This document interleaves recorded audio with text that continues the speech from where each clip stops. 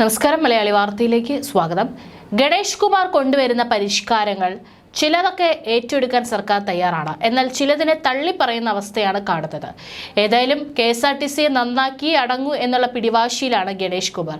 അതുകൊണ്ട് തന്നെ എങ്ങനെയെങ്കിലും അദ്ദേഹം കൊണ്ടുവന്നിട്ടുള്ള പരിഷ്കാരങ്ങൾ നടപ്പിലാക്കാനുള്ള ശ്രമങ്ങൾ ഓരോ സൈഡിൽ നിന്നായിട്ട് എതിർപ്പുകളെ അവഗണിച്ചുകൊണ്ട് നടത്തിക്കൊണ്ടിരിക്കുകയാണ്. ഇപ്പോൾ KSRTC ഡ്രൈവിംഗ് സ്കൂൾ പദ്ധതിയുമായി മന്ത്രി KB ഗണേഷ് കുമാർ മുന്നോട്ട് തന്നെയാണ്.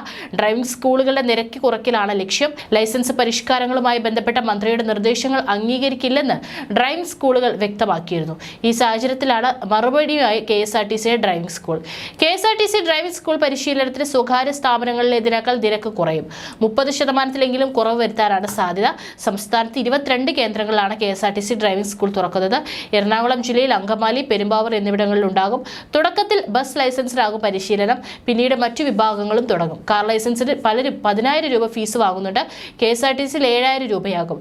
ഫലത്തിൽ എല്ലാ ഡ്രൈവിംഗ് സ്കൂളുകൾക്കും നിരക്ക് കുറയ്ക്കേണ്ടി വരും. 2 വീലർ, LMV, ഹെവി വാഹനങ്ങളിൽ ഡ്രൈവിംഗ് പരിശീലനം ഉണ്ടാകും. KSRTC ഹെവി ഡ്രൈവിംഗ് പരിശീലനത്തിന് 22 ബസ്സുകൾ തയ്യാറാക്കി. 44 വീതം കാറുകളും ബൈക്കുകളും വാങ്ങിക്കും. സ്കൂളുകളിൽ ഒരു കാറും ഒരു ബൈക്കും വനിതകൾക്കായി മാറ്റിവെക്കും. സ്വകാര്യ സ്ഥാപനങ്ങളിൽ ഏകീകൃത ഫീസ് നിരക്കില്ല. KSRTCയിൽ ഒരു നിരക്കായിരിക്കും. ഇതോടെ സ്വകാര്യ സ്ഥാപനങ്ങളും നിരക്ക് കുറയ്ക്കാൻ തയ്യാറാകേണ്ടി വരും. ഇത് ഡ്രൈവിംഗ് സ്കൂൾ മാഫിയയ്ക്ക് വലിയ തിരിച്ചടിയാകും. പരിശീലനം നൽകാൻ ജീവനക്കാരിൽ നിന്ന് യോഗ്യതയുള്ളവരെ കണ്ടെത്തുന്നതിനായുള്ള നടപടി അന്തിമഘട്ടത്തിലാണ്. 22 പേരെയാണ് തെരഞ്ഞെടുക്കുക. ഇവരെ പരിശീലകരായി കാണിച്ചാകും ഡ്രൈവിംഗ് സ്കൂളിലുള്ള അപേക്ഷ സമർപ്പിക്കുക. നിലവിൽ അട്ടക്കുളങ്ങരയിലെ സ്റ്റാഫ് ട്രെയിനിംഗ് സെന്ററിന്റെ ഡ്രൈവിംഗ് സ്കൂൾ ലൈസൻസ് ഉണ്ട്. ഈ മാസം 30-ന് മുൻപ് മറ്റിടങ്ങളിൽ ഡ്രൈവിംഗ് സ്കൂളിലുള്ള ലൈസൻസ് എടുക്കും. അത്യാധുനിക സംവിധാനങ്ങൾ ഉപയോഗിച്ചാകും പരിശീലനം. ഡ്രൈവിംഗ് സ്കൂളുകളിൽ അംഗീകൃത പാഠ്യപദ്ധതി ഉണ്ടാകാനുള്ള നടപടി പുരോഗമിക്കുകയാണ്.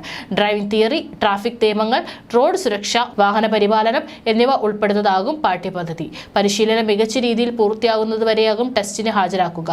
ഡ്രൈവിംഗ് പരിഷ്കരണം മെയ് 1 മുതൽ നടപ്പിലാക്കണമെന്ന് നേരത്തെ മന്ത്രി നിർദ്ദേശിച്ചതാണ്. എന്നാൽ ഈ ഉത്തരവ് തടഞ്ഞു വെച്ചതായി പിന്നീട് മുഖ്യമന്ത്രിയുടെ ഓഫീസ് അറിയിക്കുകയായിരുന്നു.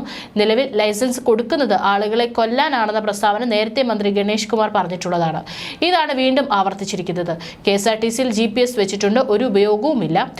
ടെസ്റ്റ് സമയത്ത് RTOയ്ക്ക് കാണാൻ വേണ്ടി മാത്രമാണ് GPS വെച്ചിരിക്കുന്നത്. വിദേശത്ത് പോകുമ്പോൾ ടെക്നോളജികൾ കണ്ടുവെക്കും, അതിവിടെ കോപ്പിയടിക്കും. 6-7 മാസത്തിനുള്ളിൽ KSRTC ഞാൻ ഒരു കുരുക്കിലിടും. അതിനുള്ള പടികൾ നടന്നു വരുന്നു. അഴിമതി ഇല്ലാതാക്കും, എല്ലാം ഒരു വിരൽത്തുമ്പിലാക്കും. എന്നാലേ KSRTC രക്ഷപ്പെടും.